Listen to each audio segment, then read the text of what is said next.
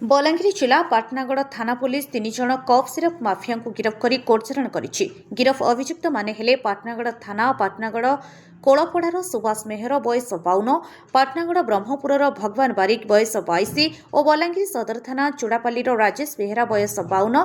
Police सूचना अनुसार कौन सूत्रु खबर पाई एसपी बलांगीर निर्देश में पाटनागड़ एसडीपीओ सदानंद पूजारी तत्वावधान में थानाधिकारी हरिबंधु गड़त्या नेतृत्व में 3 जण एएसआई एक मिलित टीम रविवार पाटनागड़ कोलपड़ा चढ़ाऊ कर 2 जण कफ सिरप बेपारी सुभाष मेहर ओरफ टुनुचु और भगवान बारिक 50 कफ सिरप जबत करथिला। एथिसह सेमाने व्यवहृत करथिबा एक bike Honda sign OD 03P3314 को जबत करा जायछि। उभय अभियुक्त को थाना को नहीं अधिक पचराउचरा पर उक्त कफ सिरप चूड़ापाली ग्रामर राजेश बेहेरा ठारू आणुथिबा जणा पड़िबा परे चूड़ापाली ठारे चढ़ाऊ कर राजेश को गिरफ्त करा जायथिला।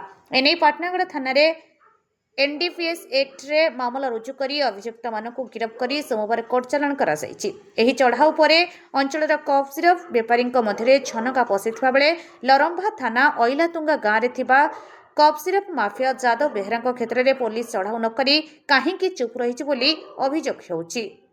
ब्यूरो रिपोर्ट अपराह्न लाइव।